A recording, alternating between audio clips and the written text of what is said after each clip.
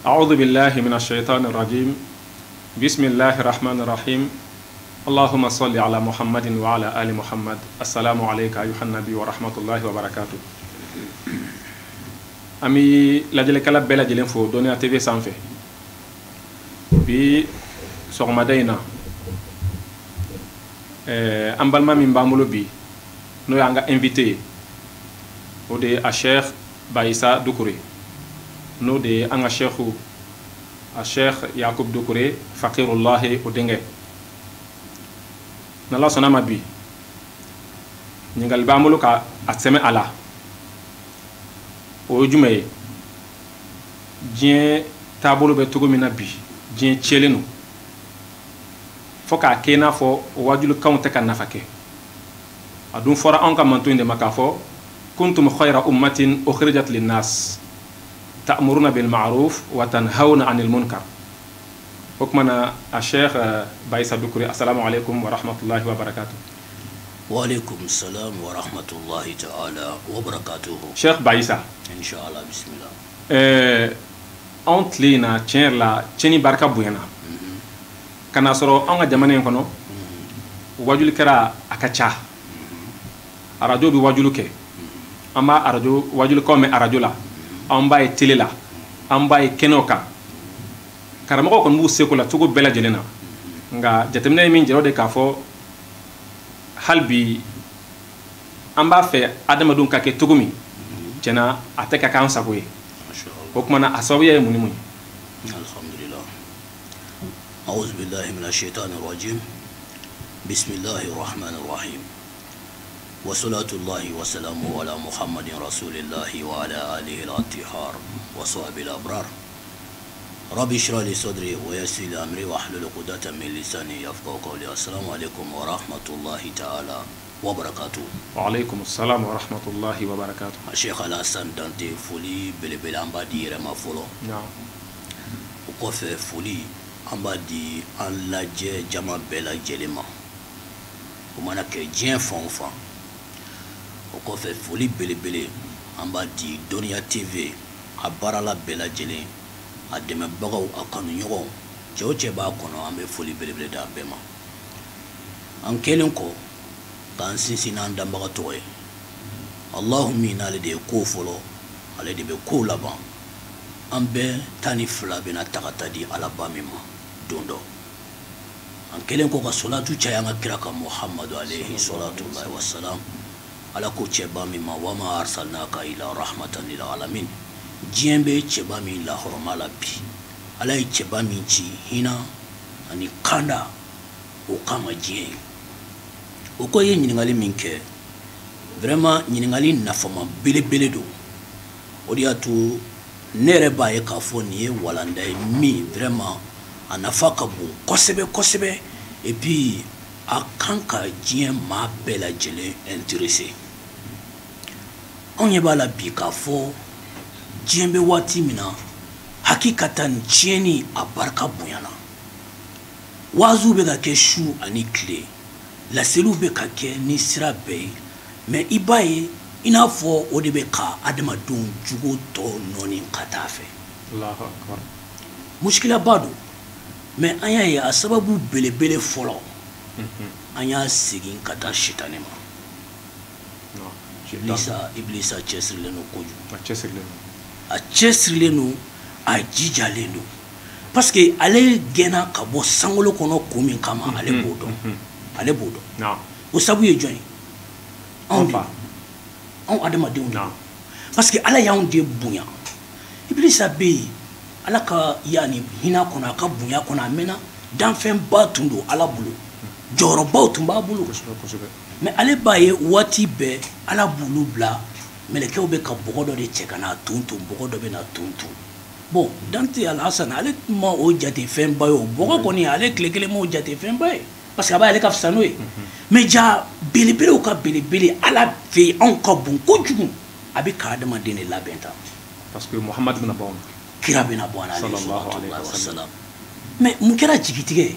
Iblisa yɛrɛ jigi tigɛla yɔrɔ jumɛn ale bɛ nin bonyaba bɛɛ kɔnɔ ale bɛ nin nɛɛmaba bɛɛ kɔnɔ olu mɛlɛkɛw bɛ nin bonyaba ni nin nɛɛmaba bɛɛ kɔnɔ ko don kelen dɔrɔn ala bɛna fule k'aw tenga nin danfɛn ye a kunna mɛlɛkɛw fɛ parce que olu b'a dɔn ala ye masa min ye a bɛ min dɔn olu t'a dɔn mais a ma se ka ko ibilisa fɛ dɛ mɛlɛkɛ kun tɛ dɛ a tun bɛ mɛlɛkɛw de cɛla mais ale ye jinɛ de ye i y'a dɔn nin yɔrɔ ɲagaminen don hali wajulukɛla camanba de bolo k'a fɔ ibilisa jinɛ kun tɛ mɛlɛkɛ de tun don walima ani jinɛ tɔw tɛ kelen c'est vrai jinɛw qualités ka ca o dɔnnen don dɔɔni kɔnɔ mais ibilisa suratu kafu kɔnɔ ibilisa ala ye kumana ibilisa yɔrɔ min ibilisa yɛrɛ b'a ala b'a préciser k'a fɔ kɛna minal jinni fa fasaka an amri rabbi afatattakhizunahu wa zurriyatahu awliya min duni wa hum lakum aduwwun bi'sa lizalimina badala aw bɛ sɔn cogo di ka ibilisa de k'aw jigi ye aw bɛ sɔn cogo di ka ibilisa de kɛ aw ɲɛ jɔyɔrɔ ye aw bɛ sɔn ka tugu ibilisa kɔ cogo di ka ne Allahu to yen mais nin ye fisiriwaleya dan ye dɛ a tun bɛ bonya na ne de bolo mais ne y'a kunnangoya aw de kama mais aw ma se ka ne ala sara ni foyi ye fo ka tugu o kɔ tuguni inna lillahi wa inna ilayhi raji'un bon Alhasan an bɛ tile min na bi ka kojugu wara diɲɛ kɔnɔ a sababu belebele o ye ibilisa de ye n'o ye sitanɛ ni anw ɲinana k'a fɔ ala y'anw bonya ale ma ɲina k'a fɔ ale ye layidu ta ala ye k'a fɔ a b'an bɛɛ jigi jahanama kɔnɔ ko ala n kelen t'a kɛ dɛ i ye ne gɛn nin danfɛnni minnu kama n b'a bɛɛ salo ka taa nɔ jahanama kɔnɔ n kelen t'a kɛ dɛ mais ala ye min fɔ a ye taa i ka juru n'i ka fɛnw a fili maa ma i jɛ a bɛɛ cɛ mais n b'a f'i ye n ka cɛw bɛ yen musow bɛ yen ibilisa i tɛ s'olu la dɛ ayi i tɛ s'olu la an b'o tile de la bi tiɲɛni warala du kɔnɔ i bɛ taa sɔrɔ dutigiw a kilan bɛɛ kelen don ka ibilisa de kɛ u ɲɛ jɔyɔrɔ ye parce que ibilisa yɛrɛ tɛ yen o sitanɛ tɛ yen o an bɛ ka alaba min bato don o don i y'a dɔn an ma ala ye mais an y'a dɔn ala bɛ yen an b'a bato bon sitanɛ fana bɛ haraka fɛn fɛn na a ka kegun ale de taara don tubabuw la tubabuw de ye n'i ye tubabu ni n ko tubabu n b'a kafiri de ma sinon a silamɛ caman bɛ yen a taara juru la k'olu de kɛ a ka baara fɛnw ye a jɛɲɔgɔnw a dɛmɛbagaw a ka baarakɛdenw yɛrɛ quoi Alhasan bɛɛ b'a dɔn silamɛya sinsinnen don mara kan bi mais a jateminɛ télé kelen don ka den joli joli halaki k'u da tiɲɛ bi téléphone kelen don ka den joli joli halaki k'u da tiɲɛ bi min ka jugu n'a bɛɛ réseaux sociaux an bɛ internet ko tile min na bi jigitigɛ ye nin de ye bi dɛ nin de ye jigitigɛ ye anw bɛ internet ko tile min na i bɛ denmisɛnnin fitininw de ye san joli téléphone b'a bɛɛ bolo wa taa i connecté téléphone kɔnɔ foyi tɛ yen a bɛɛ ye muso lankolonw photo jɛnɛya kɛcogo ɲuman dɔrɔgu tacogo ɲuman n bɛ maaw kun ci cogo di n bɛ bin maaw kan cogo di n bɛ maaw halaki cogo di hami bɛɛ nin wa bi anw b'a ye o kow de bɛ ka financer o kow kɛbaga de miliyariw bɛ cɛ ka don o kow de la mais bɛɛ ɲɛ b'a la o bɛɛ ɲɛ b'a la kɛnɛ kan est ce que ko dogolen don jamana bɛ kari ka nafolo don manamana ko de la bi miliyari manamana ko minnu bɛ tila ka kɛ sababu ye k'an ka du bɛɛ halaki k'an ta bɛɛ tiɲɛ. mais Cheikh Bayisa est ce que nin yɔrɔ in na denfa minnu bɛ yen n'u bɛ téléphone san k'a di u denw ma k'a sɔrɔ u ma se téléphone mara ye e bɛ mun f'u ye. hakɛ b'olu cɛ u n'u denw cɛ alikiyama don. ama alakira Muhammad alayhi salatu wa sallam a b'a f'i ye ko kullukum ra'in wa kullukum mas'ulun an ra'iyatihi aw bɛɛ ye sagagɛnna de ye wa aw bɛɛ bɛ ɲininka aw ka saga kungo la kuma hakilima de don fulakɛ yɔrɔ ko tɛ dɛ ala kan bɛ jɔn ma kullukum ra'i aw bɛɛ bɛ ka saga gɛn e ka du i furumuso i denw i wolodenw a bila i kunna alikiyama don e tɛ siratu tigɛ n'ala ma e ɲininka nin kelen kelen kungo la bon ni e kan ka ɲininka olu kungo la ne hakilila de kan ka kɛ maa fɔlɔ ye min bɛ yaani den ninnu dilan k'aw dɔn sira ɲɛnɛman kɔrɔ mais ni e kɛra sababu ye sababu jugu ye i woloden ma den si ma se téléphone ye i ye téléphone san ka d'a ma i kɔnta kojugu ko den examen kɛ n bɛna a laja e b'a dɔn a si ma se jakarta bolili ye i ye jakarta san ka d'a ma mais hakiliman b'a ye e ye kaburu de san ka d'a ma parce que o den joli be Jakarta ya be kunci Mali in kɔnɔ a caman kɛra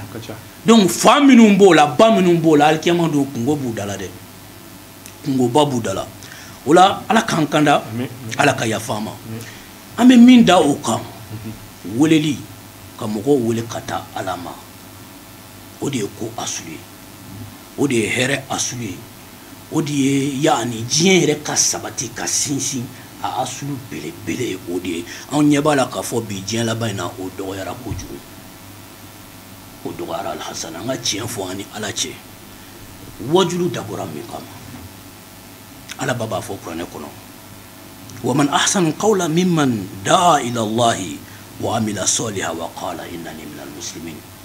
ما كان جمبي كو كابو كو كادي كو يحرى كتمه ما منكو مبمغو ولي كتا الله دبا على كابو ده مما ولي نيغا تشسري بي كتا على دما أما دوما كلا كو ne islamé de je suis fier na islamia a fierté be na fana anga bi kile kono wajulu chaman be ni wajulu jo keme bi kono to ibita so abenye shile no wajulu kela yere de ma minu makala no to fendo ala e bunya bade do wajulu la ala e joro bade di wajulu ma ala kodi ay mawele na e mawele ala jo abulu nafa فذكر النفعات ذكرى سيذكر من يخشى ومن بنا alaje ebe ka kuma min fo aba tigi nafa mun ba nafa ebe ka ala min fo ay ka ala min ka bunya aka hina kulu fo aye o de bena tigi nafa wa yatajannabu al-ashqa mema kuna ngobe boli ka bo akoro bona fura emi kan la silike etara isigi ima ala ka bunya fo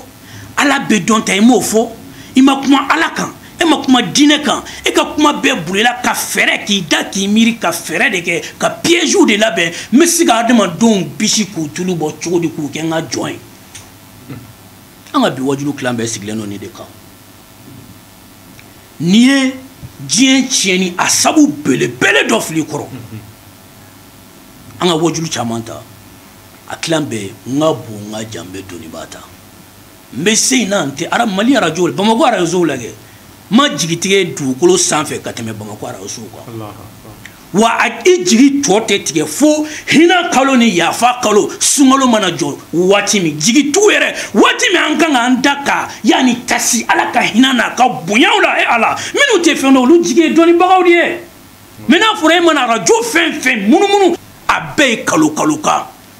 nga yiri nga fura ngbe pambe a bɛɛ e jigi bɛ tigɛ quoi mais on dit mon sugu jumɛn kɔnɔ donc nous ka fɔra de publicité au mais o de blala ala ka diinɛ laseli nɔ na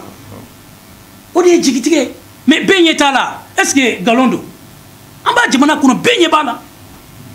mais an y'an kɛ tugun an taara sɔrɔ o fana sabu belebele ye nafolo minɛ radio so i m'a fɔ ko dutigi min bɛ téléphone san ka di a den ma wa ha o bɛ kungo min sɔrɔ an ka radio n'an ka télé directeur k'u labɛn ni alikiyama don dɛ parce que u bana u b'a dɔn ala ka cɛw bɛ yen diinɛ warabaw bɛ yen diinɛ jeturaw bɛ yen minnu ka kumakan fila saba bɛ nɔ bila dusukun na u bana ka da yɛlɛ olu ye munna ko wari tɛ di parce que e bɛ se ka i yɛrɛ faga ka dɔnni ɲini cogo di ka tila ka taa 30 di k'e k'o lase kuma mun don o tɛ se ka kɛ o mais u sɔnna ka datugu hakikatigiw ɲɛ ka da yɛlɛ malangolon de ɲɛ o de ye hakika ye parce que munna olu bɛna 30 ni 60 d'u ma. Donc dina te ka lase tugun yɛrɛ lase de be yɛrɛ lase de be an ka mawludu kɛnɛw kan yɛrɛ fɔ de be ala fɔ te an ka arajo sow la yɛrɛ fɔ de be ala fɔ te an ka laseli sira bɛɛ kan ni min tɛ ka hami n'a yɛrɛ o bɛ ka hami n'a ka taabolo ye walima o bɛ ka hami n ka jama n ka tɔgɔ ni bɛɛ ko bɛɛ ka hami nka a tilan bɛɛ a ɲuman caman bɛ yen dɛ a ɲuman caman bɛ yen mais min ka ca kojugu o ye minnu ka hami bɛɛ n ka jama n ka tɔgɔ n ka V8 sɔrɔ n fana ka étage ba sɔrɔ n fana ka kati ba sɔrɔ jama dɔ ka kule n yɛrɛ fana kɔ ten sa o ye diɲɛ nata ye Dante an bɛ kan kɛ diɲɛ min nɔ ala n ko diɲɛ min na an tan de i ko ballon billahi diɲɛ man ɲi ala de ye diɲɛ dan k'an bila kɔnɔ mais karamɔgɔkɛ kana kɛ diɲɛ fɛ dɛ kana to hali une seconde kanu kana ta ka diɲɛ sɛgɛrɛ i bɛ boli diɲɛ min kɔ i t'a dɔn ko diɲɛma in fo n'a y'i tan don min a b'i tan cogo di e ma caman ye wa e ma denmisɛnninw ka téléphone n'i y'a caman dayɛlɛ dɔrɔn i b'a ye DJ Arafat i t'o ka musique dɔn mais a laban cogo filɛ Alhasan wa ala bɛ ko dɔw kɛ e ma b'a fɔ Sanuri ma yati ka taa bila a y'a laban na kɔrɔ dɔ de b'a la o ala yɛrɛ tɛ jigin ka kuma ni anw ye o mais ala bɛ ko dɔw de kɛ an ka hakili sɔrɔ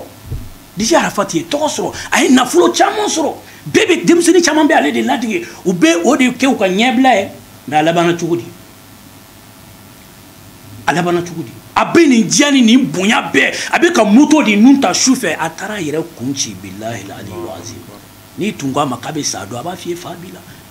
mais ale ye moto min kanu dɛ a b'o nun min ta ka mɔgɔw tɔɔrɔ n'o ye a taara a yɛrɛ kun ci n'o de ye mais kabako min ka bon ni kabako bɛɛ o taara kamalen su don a yɛrɛ kanubagaw de fana tila ka na cɛ su wɔgɔn bɛ ka bɔ ala sutura da ye su ye dɛ i suturalen ka ban donc e bɛ k'i yɛrɛ faga diɲɛ nɔ e b'i yɛrɛ nɛgɛ ko n ka fanu an ka artistes lajɛ bi Mali lajɛ an ka dɔnkilidalaw bɛ cogo di bi e bɛ se ka dɔnkilidala jɔn yira ko bɛ ka misaliya ɲuman di anw ka wolodenw ma Alhasan a jɔn mais n'i taara u ye saya kɛ kɛnɛw kan langana finmanbaw bɛ yen verre finmanbaw u b'u mɔsɔn k'u sigi i b'a fɔ a ye ala kɛra mɔdenw de fili kɔrɔ mais kana b'u ka dɔnkiliw kan fiyewu mais aw bɛ ɲinɛ min kɔ wajulukɛlaw bɛ jɔ yɔrɔ min na n'e fana b'o de la fo dɔnkilidala k'a dɔn wajulukɛla bɛ jɔ yɔrɔ min na madama i ye mikoro jɔ i da la ka ban a dɔn ko dɔ bɛ k'i lajɛ wa a b'i ladege dɛ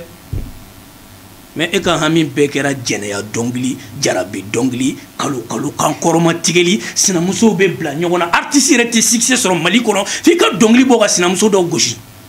donc ni e y'o kɛ du kɔnɔ cɛ min bɛ fɛ ka a sinamusow bɛn olu bɛ t'o dɔnkili ta ka ɲɔgɔn kɔrɔma tigɛ n'o ye